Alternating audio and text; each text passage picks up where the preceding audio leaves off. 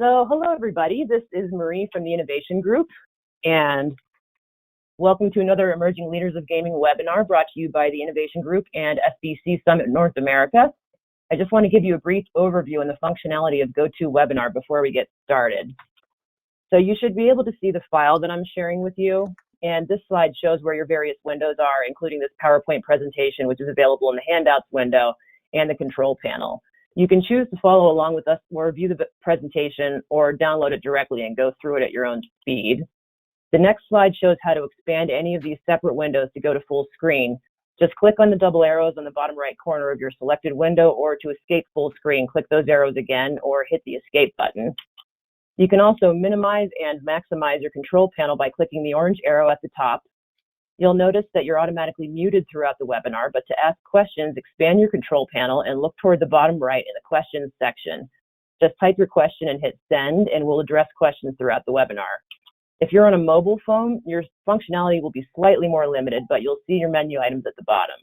To toggle back and forth between views, swipe from left to right, and to advance through the presentation on your own, since you won't be able to see ours live, swipe down for each new slide.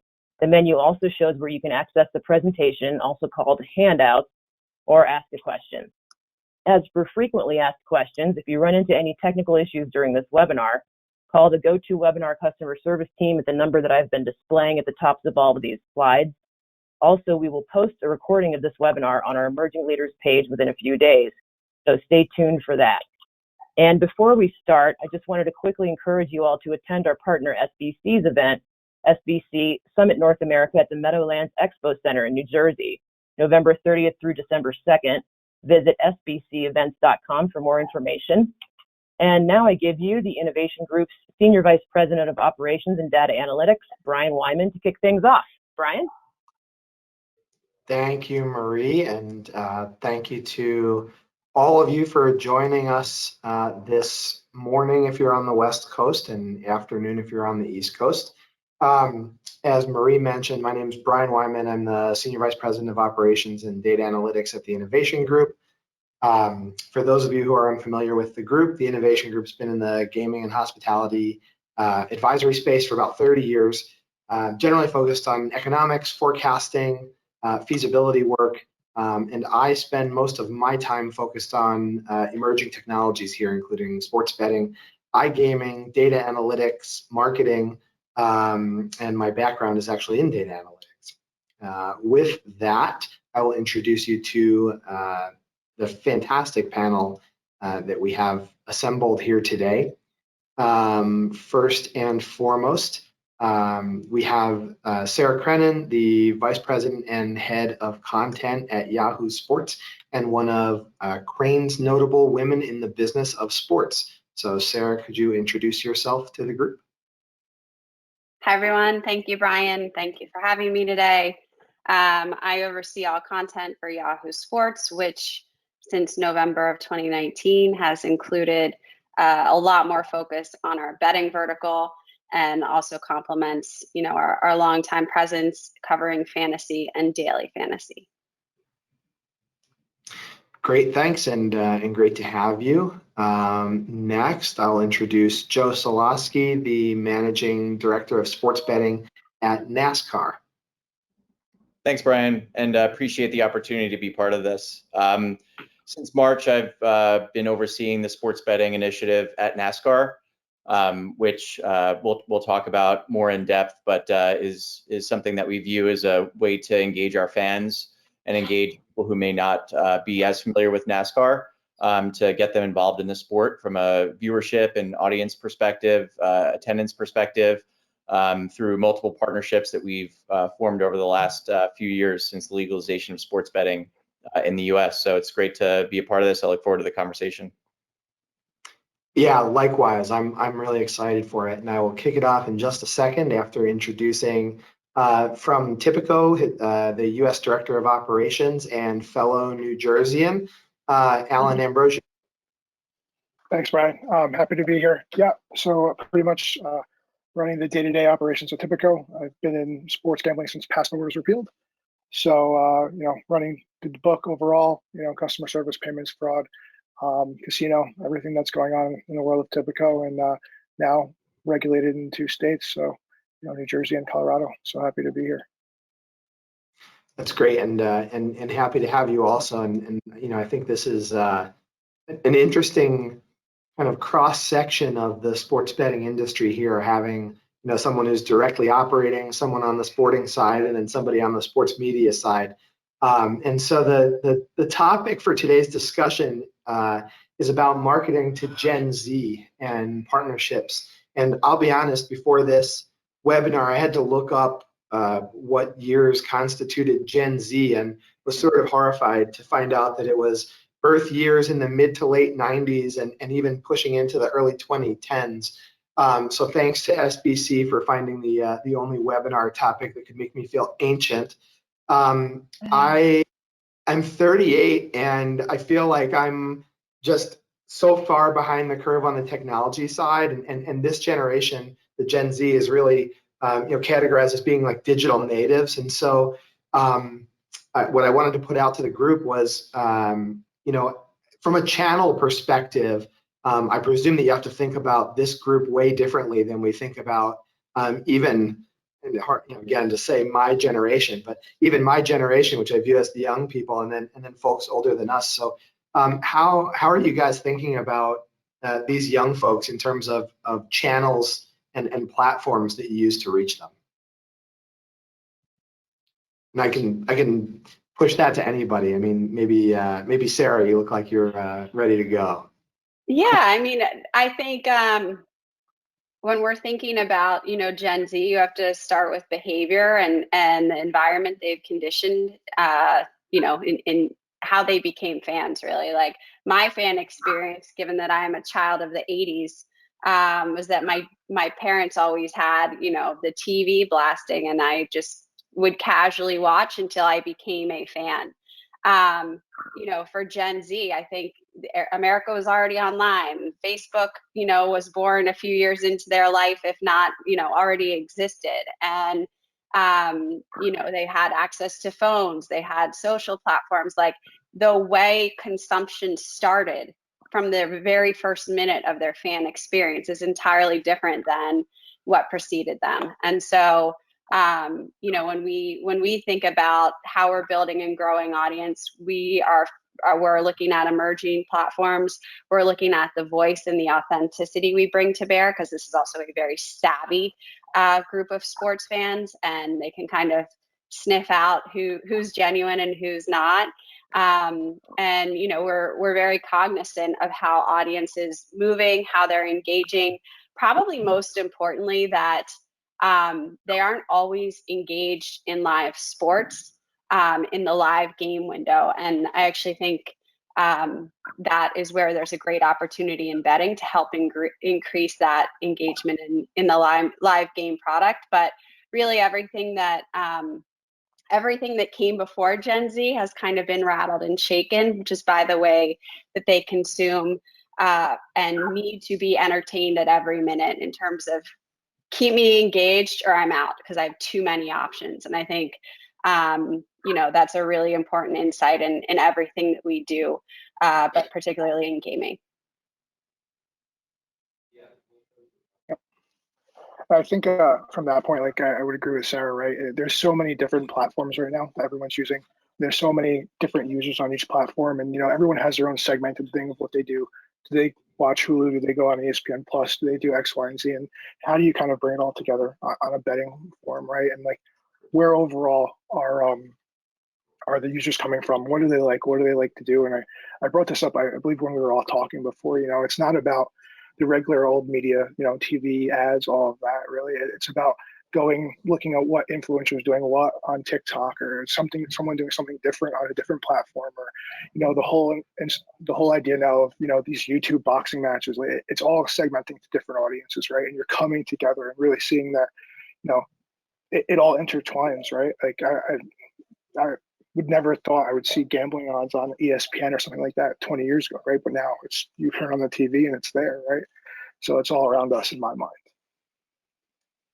And from the league side, I would kind of split it into two different verticals. So we've got our existing NASCAR fans, and NASCAR is in a unique position from other leagues, I think, where there's not really a centralized hub where our fans go to for NASCAR content other than NASCAR.com and its platforms. If you're a NASCAR fan, you really are relying on NASCAR to provide the content of what's relevant, updated news, anything going on with upcoming races, driver partnerships even. So we have a unique opportunity to really promote NASCAR and engage with the Gen Z audience on the NASCAR platform. So whether that's NASCAR's Snapchat handle, NASCAR's TikTok handle, our app, people are using the NASCAR platform to engage. Our fans are, rather than going to kind of segmented or other centralized hubs that focus on traditional stick and ball sports. And then for our future fans or future fans that we think that can be converted to future fans from sports betting, it's from our partnerships that we're forming with the sports betting operators. It is a true partnership in the sense that they're provided assets from NASCAR itself, and we are able to use their platform to engage with their Gen Z audience, whether it's promotions that they offer, free to play games. There's a bunch of different kind of routes at the top of the funnel that our partners will use to and use their marketing expertise to focus on that kind of not yet NASCAR fan, but someone who may be one in the future. Yeah, it's interesting. And Alan, you brought up TikTok, and I spend a lot of time thinking about brick and mortar casinos, and I suspect that a lot of the audience today comes from a more traditional casino background. As we move into the next, I guess, as we bring up this next generation of potential casino goers, are there avenues? I mean, is this as simple as follow the latest technology like TikTok, or you've got rappers playing Fortnite and AOC on Twitch? Is that the right way to kind of reach these guys, or are we?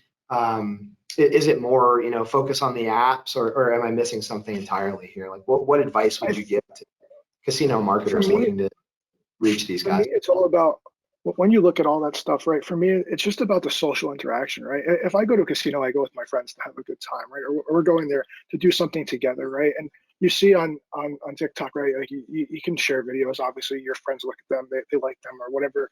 I haven't been on it very much. My little cousin has it, and I was just blown away on how many hours he spends on it. It's really about the social aspect of like doing something together, understanding, right? Where are you going? What are you doing? In my mind, and just seeing the entire group form around that, right? I mean, for me, it's. And I'm quite like Sarah with, how I kind of became a fan in sports betting and all of this, right? For me, like I still play in the same fantasy football group with the same 14 guys from high school, right? So it's this whole social aspect of, these are what my friends are doing. This is what my group does. And, this is where, how you would market to me as a person, right? But like I said, it's just, there's so many different platforms coming up, you kind of have to stay above the curve and market to each platform and, see where the best users are coming from and, where the fastest FTD comes from, or and where you get low cost CPA, and that's really what it is from my definition of I guess your question overall, if that makes sense. Completely, completely makes sense. From that end, so I guess stay ahead of the curve on channels. Focus on the social aspect, and I want to dig in there a little bit. So when it comes to what content you need to put in front of Gen Z, is that any different than the content that you put in front of anybody from boomers on down, or is it really more about platform and the social interaction? Can we touch on content? I can answer that. So one of the things that we found that's really interesting is what we've done for, the quote older audiences doesn't always work for Gen Z, but the way we've started to create with Gen Z in our mind has worked more broadly and has been successful from a consumption standpoint, multi-generationally. So the takeaway has been just how influential Gen Z is as kind of like a first mover, or they're just influential in the way that they treat media, engage with the internet, and kind of trend set, so to speak, where, you know, as an example, we started posting more of our TikTok style videos on Twitter, or even on our own across Yahoo Sports in some instances, and that has done better in some cases than, you know, our old method of, you know, traditional production. And so I think Gen Z is incredibly influential and kind of sets the tone around media trends and habits, and therefore consumption. And so that's something that we've paid attention to as we've continued to create. Like, if we can get it right for Gen Z, it is very likely to influence those other demos that we care about. And speaking from the league side, with NASCAR, you know, all credit to our gaming and esports team, but capitalizing on esports and iGaming has been huge in terms of getting Gen Z to pay attention and dial into NASCAR. You know, especially during COVID, when there were no live races happening, our e-racing and iRacing series allowed for not only fans to be engaged in these virtual type events that were happening, but also allowed our drivers who weren't competing in live events to participate in these iRacing series and compete as they normally would, just in a virtual environment. And it really had resonated a lot with our Gen Z audience. And you're even seeing now some drivers who are making our Truck Xfinity Cup Series races. They came up racing on iRacing with their own kind of racing rig at home, and it's becoming more and more prevalent to have you know, your own kind of setup at home to kind of get started, whether it's recreationally or competitively, you know, with NASCAR from an iRacing or e-racing perspective. Yeah. You know, I wanted to touch on, you brought up the drivers, and it sort of got me thinking, I guess, about personalities and how meaningful they are in this process of reaching Gen Z, and sort of as compared to whether it's other generations or in other contexts. I mean, how are we thinking about utilizing individuals? And I want to touch on corporate brands too in a minute, but individuals and their brands, and whether that's, you know, whether I'm supposed to say the word influencer here or not. You know, should how much attention do we need to pay to who is messaging, you know, as part of this process? Well, I think from the driver side at NASCAR, we've been, I think, relatively progressive from the league side of having our athletes and our competitors partner with the betting brands. So we have a handful of teams right now, racing teams, that have partnerships with sports betting operators, and then those individual drivers activate on those partnerships. So whether they're encouraging or they're promoting to bet on a brand for NCAA March Madness, of course, there's a fine line from an integrity standpoint of not encouraging to bet on themselves or betting on NASCAR. But when it comes to promoting that brand and betting on other sports, where and my team is fully encouraging the drivers to do so. And, you know, from a just general influencer perspective, I think NASCAR has done a good job of trying to align some of the influencers in terms of, you know, people who have a resonation with Gen Z to get involved with the sport. So Alvin Kamara is involved with NASCAR now. He's an employee actually of NASCAR, doing great things for us. And Pitbull is a, you know, team owner, and he's been both of them have been completely involved. Have been to several races, have been to our offices, and are really passionate about the sport, and it shows to our fans as long as that authenticity is there and prevalent. Yeah. I mean, same thoughts from you guys from the operating side, Alan. I mean, like, when you are trying to reach Gen Z, are you, you know, I guess, are you thinking about who's doing the messaging, and is this you know, so just, do celebrities work? Is there a certain category of celebrity? Like, how are you thinking about these guys in terms of?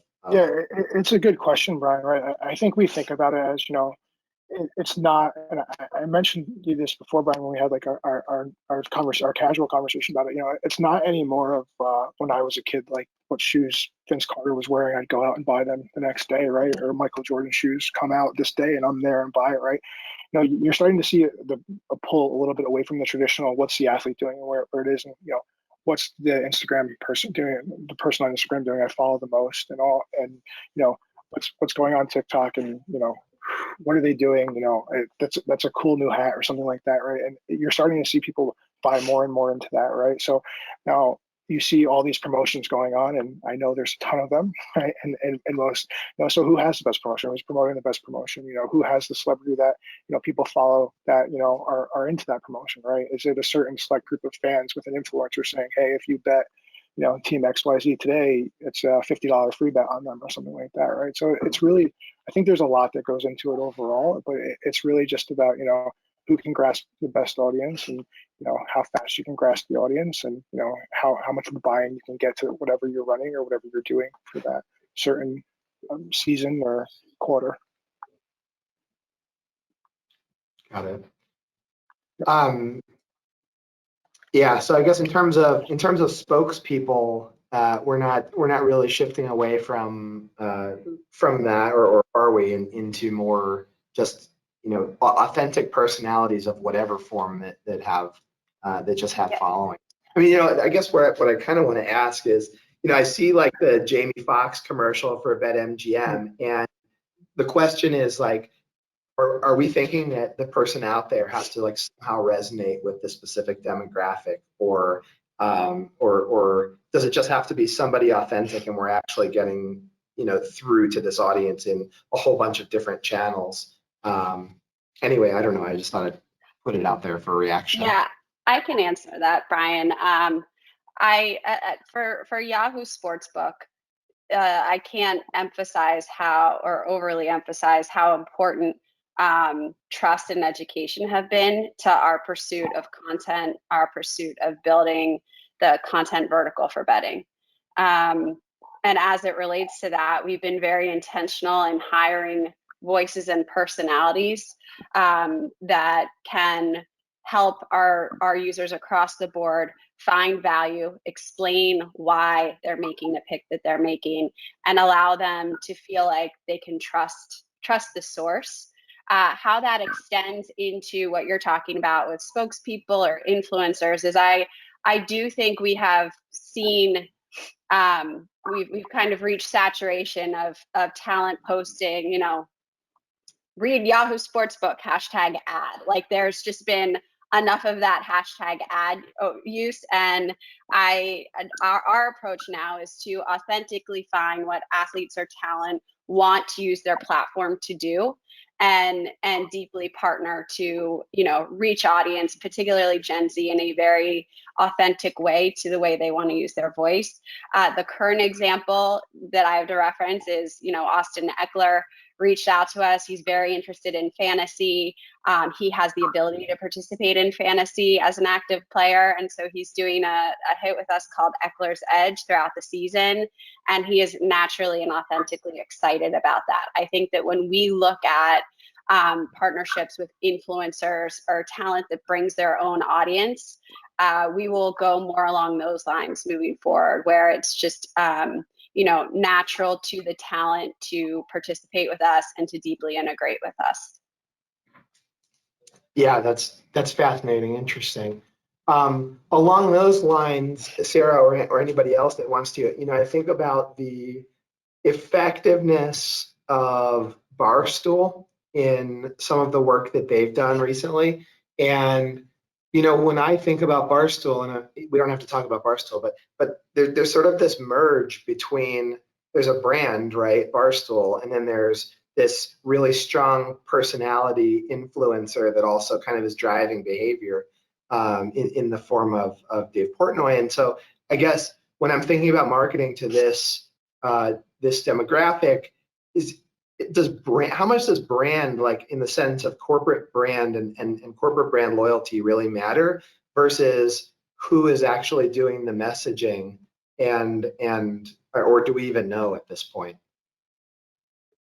I think Barstool has set the tone in terms of merging content and marketing, and probably the best example for the industry to look at, because when you think about content as marketing and marketing as content, they are seamlessly integrated, so that when Dave or Big Cat are saying something, that also is, that video clip is also used to promote their Barstool Sportsbook offer, and it is seamless and it is one and the same, and it just reiterates that overarching brand. And so I think that's a trend that they've done well, that we're focused on at Yahoo Sportsbook as well, which is these things shouldn't be or feel separate. They should feel very connected, and the way that we present our voice and content should be reflected in the way we market, and vice versa.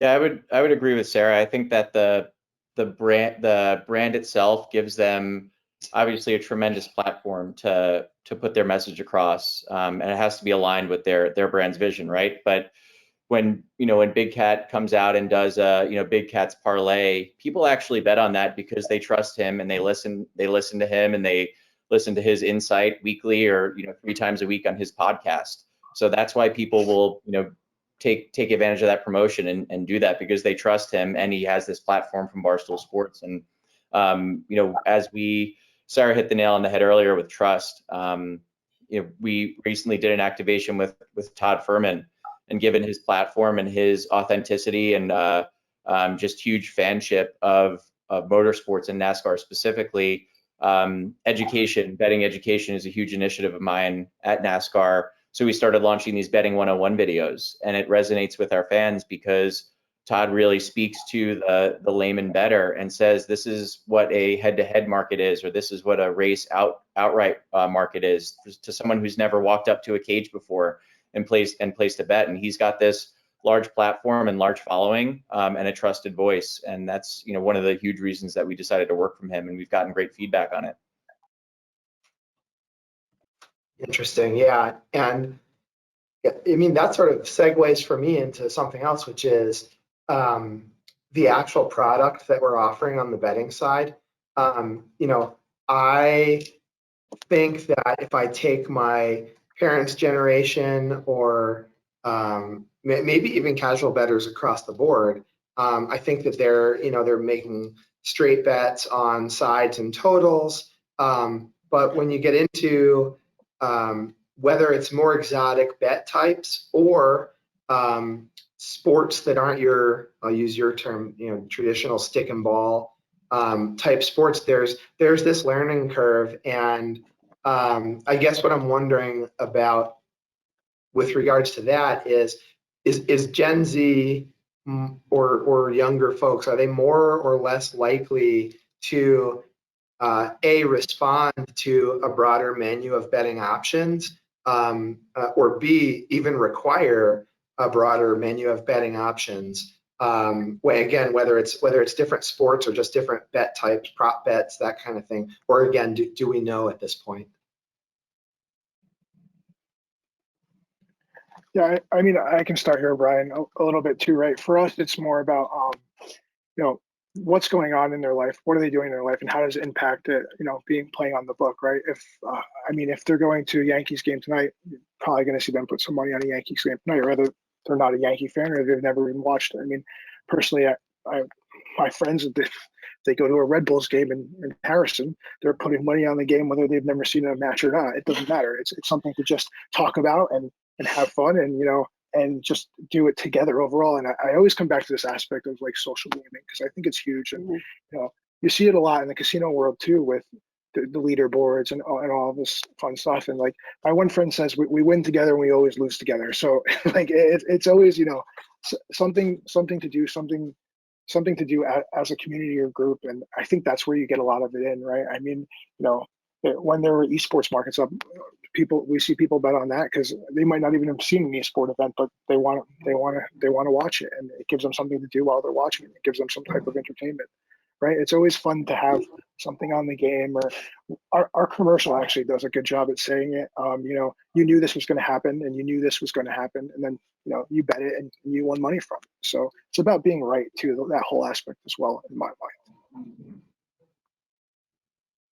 Yeah, I agree. I agree with Alan's point. Just like, Gen Z coming of age, turning into hitting adulthood, right? Like this will eventually be the norm, that you can bet on the game that you're attending, or you can follow your friend just for banter into placing a wager. And so to me, I think with Gen Z, it will be an expectation that there will be a product offering around every event that they have an interest in. They will have a great degree of interest in what their network is doing, what their friends are doing, how they're engaging. I think one of the trends we've seen is a smaller wager, but a higher frequency of bets, just because of that community aspect, and because that it's becoming a habit to some extent. So I think it's going to be interesting to just see that it won't be sports betting. It will be part of the sports experience for this generation. And I think that generation that's older than Gen Z, and Alan probably has hard figures on this, but if you look at an operator, a global operator that's well established in mature markets like Bet365, they'll have dozens and dozens and dozens of markets on an EPL game or a Division III Czech soccer game.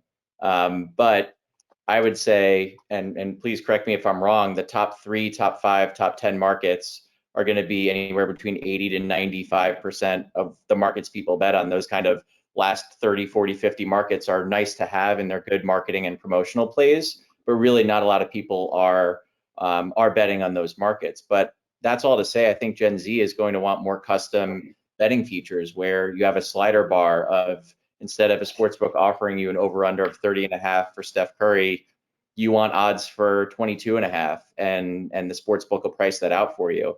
And I think actually very timely to this conversation, DraftKings partnership with Simplebet that was announced yesterday is an example of kind of those micro markets that the Gen Z fan wants to have. They're watching a game, they're not going to tune into the whole Orioles-Yankees game, and they see Giancarlo Stanton is up to bat, and they're just tuning in for that at bat, and they're going to bet on the outcome of a single, double, triple home run, and that's what someone like Simplebet is able to offer to an operator. So I think that's kind of the first trade wind to a larger trend in the industry, focused more on Gen Z. Yeah, I thought it was really fascinating with the kind of worldwide sports shutdown last year, that we saw so much shift in betting behavior into, sports that I don't think anybody had ever bet on before, in the United States, sumo wrestling and ping pong. And I think that it sort of speaks to this notion that, it's less about what you're betting on and more about having something that you're engaged with, and being able to make the experience that much more elevated, even as you mentioned, even if it's for a small amount of money, but more frequently. So that's pretty interesting. Now, a word that you used, Sarah, and I don't mean to pick on you, but was habit, and kind of having this be a part of the experience of having this entertainment, which got me thinking about responsible gaming, particularly in the context of this being a discussion about a generation, only a portion of which is of legal gambling age. And so I guess what I wanted to ask, and I'll open this up to any of the three of you, is how do we create this consumer engagement? How do we sort of start building this long-term funnel, which can funnel into a lot of different, monetization engines, but being cognizant the entire time that our marketing doesn't discriminate at age boundaries, and we want to keep not only problem gamblers but underage gamblers away from these platforms, which are increasingly accessible. Anybody really? Sorry that I couldn't unmute fast enough. Sorry, go ahead, Alan. No, I can start with just from the operational side, right, Brian. It's more of, we have everything, we have all these things in place, right? We have the KYC in place, we have all these metrics in place to make sure that, we're making sure that obviously it's our number one priority to make sure that no one under the age of 21 is gambling. We also talk to the regulators a lot about this stuff. We make sure that it's always we want to get the best buy-in from them as well to make sure that we're doing this correctly, we're doing this right, and we're having a good strategy with them, right? Because at the end of the day, there's license holders, right, and we have to follow the regulation overall. So for me, it's about we have data and metrics to see on various age groups of what X, Y, and Z looks like. What are the betting trends? Does this get too high? Could this be a potential problem? And we have all that stuff to really start looking into it and saying, hey, from this point of view, maybe this isn't the best way to do this, or maybe this isn't the best way to do X, Y, and Z. But for me, it's really just we're working with the regulator all the time because they're the most helpful, and then also having all the metrics and everything put in place, to make sure that we're not attracting the wrong type of customer and the problem gamblers and whatnot. And that's mainly from the operational side. It's something I deal with every day, to be quite honest. And we take it very seriously, and we want to make sure that we're keeping the right people on our platform and engaging the best customer experience that we can. Yeah, and to add to that, like we're back to the content approach. The emphasis on education from minute one has been of paramount importance. Like we wanted to start by allowing our users to understand the space. And so a lot of our content has taken that angle from a start. It wasn't necessarily about pushing users to actually wager, because most of the country isn't yet able to anyway. It was about understanding what this then means. What is a money line? How does a prop bet work? And we've continued to bring that educational point of view and that understanding into everything that we've done across our article content, across our video content. And social, albeit a bit different, just because it is playful, it is light. We've tried to bring kind of like the culture of betting to light in a very TikTok friendly way, so to speak. But everything that we do from a content standpoint really is emphasized trust and education. And I would just add on that the answer to what we talked about earlier in terms of engaging the audience, trust and authenticity is just as important on the responsible gaming side. It's not something that you just kind of slap a sticker on and say, bet responsibly. If you really want to engage your audience and show that you're committed to it, there's a level of trust and authenticity. And I think what the American Gaming Association has done with their Have a Game Plan initiative in terms of setting limits, betting responsibly, they have a whole worksheet and plan for gamblers when they're going to an event on how to bet responsibly. And they've done activations with different NFL teams, different sportsbook operators that I think will, if those teams can activate, it's a trusted voice. The fans are betting on those games, they're betting on that league, and they'll take that message a lot more seriously from the team that they follow or the league that they follow, more so than just a sticker on the operator that they follow that says to bet responsibly. I think that the trust and authenticity goes both ways. Yeah, that makes total sense. Shifting slightly from responsible gaming and going back to, because since you brought up social gaming, I kind of wanted to understand what social gaming and fantasy sports, whether real money or not, what role that has in I guess in the conversation about Gen Z versus versus other age groups. I know I, like you, Alan, when I play fantasy sports is with the same people from college or high school, and it's been for years and years. Is that resonating with this group? And is it sort of amplified because of the importance of the social aspect to this group, Gen Z that is, or have they just kind of bypassed it and are engaging in other ways? I think Is your question about full season fantasy specifically? Or daily. I mean, I guess I was thinking more about alternatives to pure sports betting. And so the first place I wanted to stop in that discussion was social games or fantasy games, whether it's daily or full season, or are there differences between the two? I mean, sort of take it however you want to go with it. I think Sure. cross-generationally, it's really a top of the funnel mechanism for us. It really is going to, if someone is going to bet on our sport or any sport, they may, especially if they're Gen Z, they may likely more engage in a fantasy product or a free-to-play product.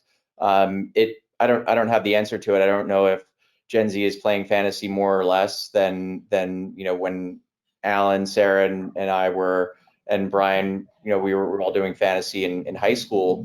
But free-to-play games are definitely a way that not only operators are engaging in terms of getting people at the top of the funnel, but even cross-promotionally. You're seeing in leagues, sportsbook operators doing deals with companies like DoorDash or insurance companies, where they're partnering with those demographics to do free-to-play games centered around the league to get people again into that kind of top of the funnel mechanism, not only for that company that's outside sports betting, but also for the sports betting company to capitalize on that other partner's fan base or user base as well.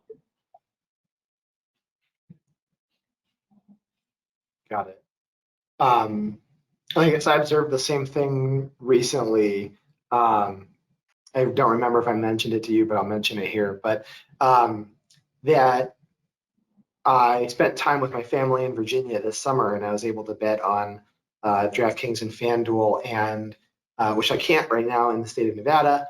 And I saw a $25,000 free roll on the Home Run Derby, and I said, okay, I'm on the app. I quickly click my 8 boxes and enter my free roll. And as I was doing that, I was realizing, there's no way that I would have watched the Home Run Derby if I didn't have an entry in this free roll. And what a great way for a league to use its partnership with a betting platform to increase viewership. And anyway, these things are all integrated. And I thought that was, I thought that was a really interesting thing.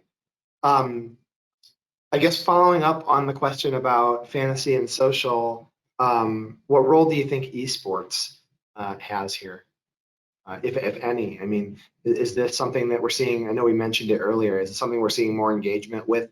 And do we think that that's going to be a major betting product, or do we view esports as more kind of, again, like a top of the funnel mechanism to, to get them engaged with either our sports betting platforms or sponsorships or something in general? If anybody has a view on this.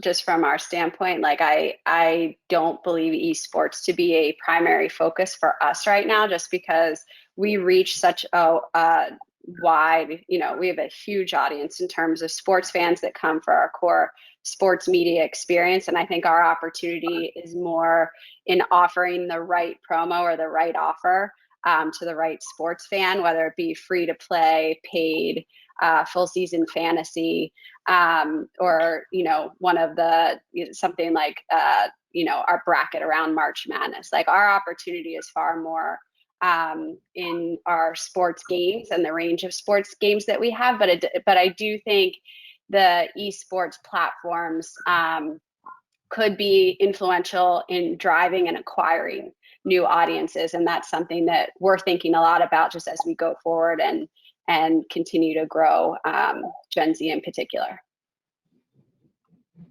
Yeah, I would agree with Sarah on that too, right? It's there's this esports funnel, and we're looking at it very, very closely and seeing where it goes and what's going, and what games that are an approved markets to even bet on right now as well, because you have that whole aspect of it is an approved market to bet on as well. And you start seeing more of the audience and who's capturing it, and then you're going to see it grow over time. There's no doubt in my mind. It's just of when does it really start taking off, and when does it really start getting the full backing of everybody to hop in and go from there. Yeah, if you ask me to look at my crystal ball 5-10 years down the line, I think that esports will be an offering maybe sooner on all the major sportsbooks platforms. I mean, and I say that only from working in the Asian market for a couple of years. Pinnacle's Asian brand PinBet88, their most popular bet on sport in non-football or soccer season was esports. So it was, that's a mature market, a more mature market than the US in terms of length that sports betting has been around. So I think if we're heading in that direction as well, I think esports will be offered. I think what Alan was alluding to there is and Sarah as well, there's integrity concerns around esports in terms of verifying that the person who is playing the game is the person playing the game, and age restrictions as well. There are age restrictions in the US in terms of you can or can't bet on people who are under 18 or under 21, and verifying the age of those players, because the age of an esports player is typically younger than a regular athlete. So I think there are a lot of different things that will be worked out over time, but probably not in the short term. Yeah, interesting. I don't know. I don't have a crystal ball either, so I'm not sure what to think about this. But I do think there's a massive potential here that we're really trying to figure out hard as an industry how to monetize first, because I think we know that there's a massive amount of interest in it. But beyond that, it's sort of where do we go from here? I want to pause quickly. I'm looking at the clock and seeing it's after 10:45, and remind folks that are watching that there is a mechanism for submitting questions to the panel. I see a few of them in here already. I am more than happy to direct some of those to the panel. But I think Marie shared early on how to do that. There should be a questions option for you. So one of the questions to the panel, and I don't know if this is best to Alan or to anybody else, but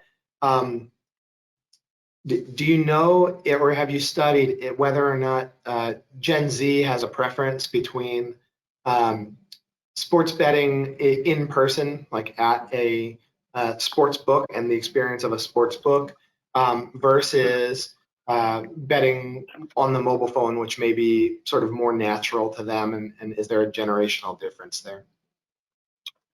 Yeah, I mean, I can touch a little bit on that. So I haven't studied or don't know the exact sciences, right? But I can tell you, like, when you go into the books,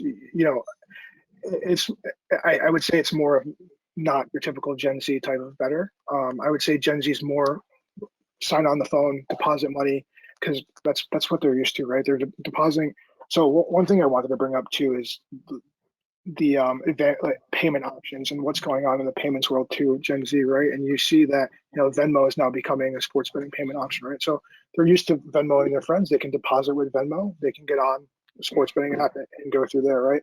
And then the idea of just going to a sports book, there's only a few in New Jersey, right? And when you can do it on your phone and you have access to it the whole day, and the whole aspect that Sarah was really alluding to of betting, which is huge with them, is it's not the easiest to do in person, right? So I think there's that whole aspect of it. So I would say, without looking at the stats and everything, it'd be definitely more towards mobile, almost mobile ledgering more than retail.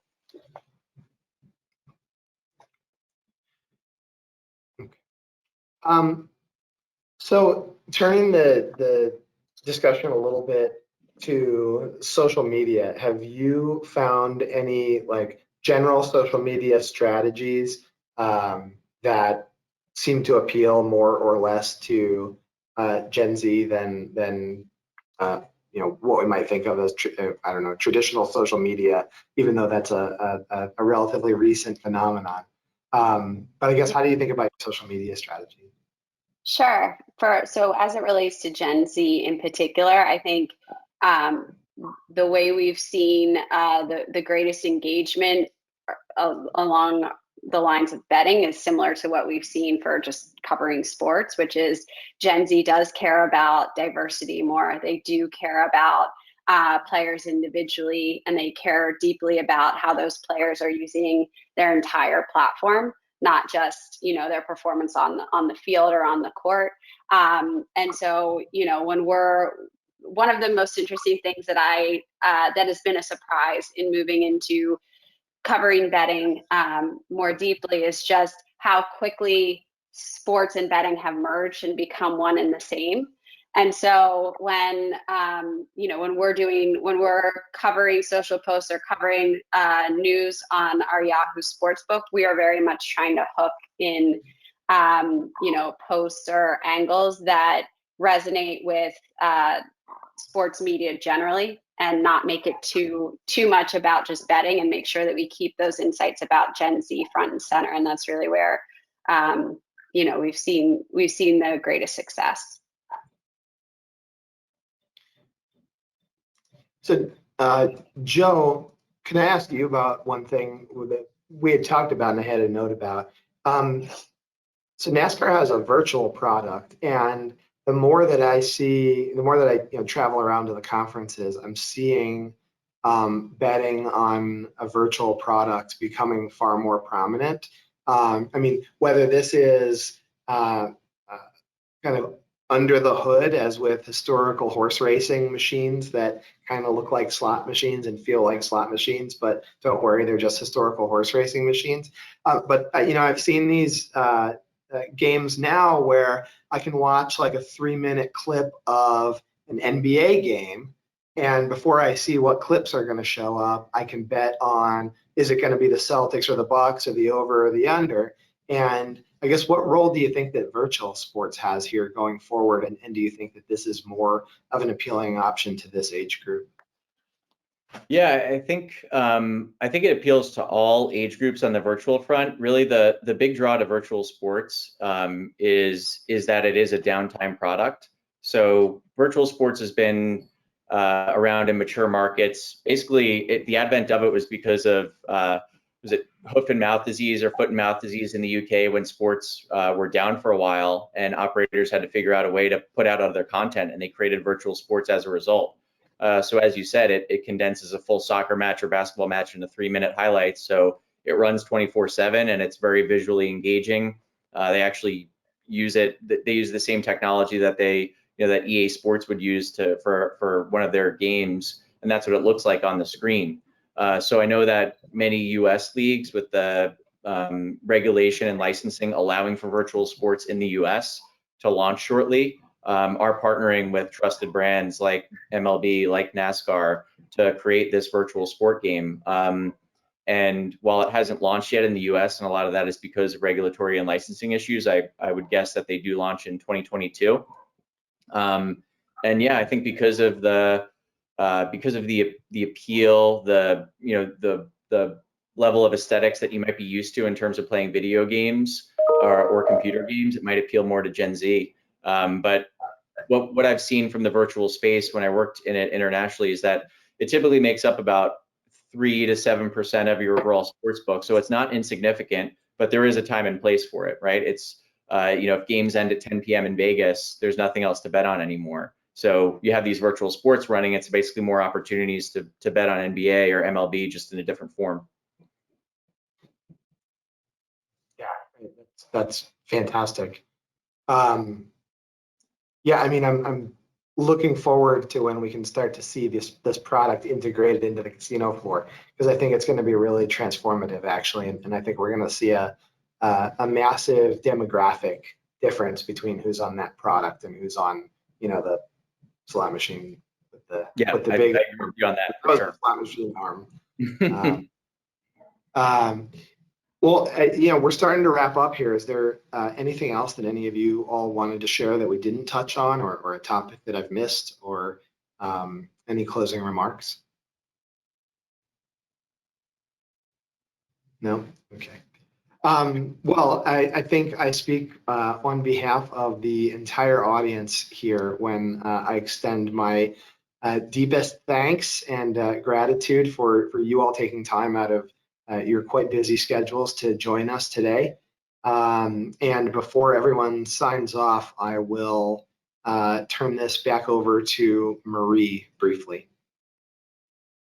Yeah, I just wanted to remind everybody not to forget to visit sbcevents.com for more information on SBC Summit North America. And Brian, echoed my thoughts. I just want to thank the panelists so much for your awesome participation today.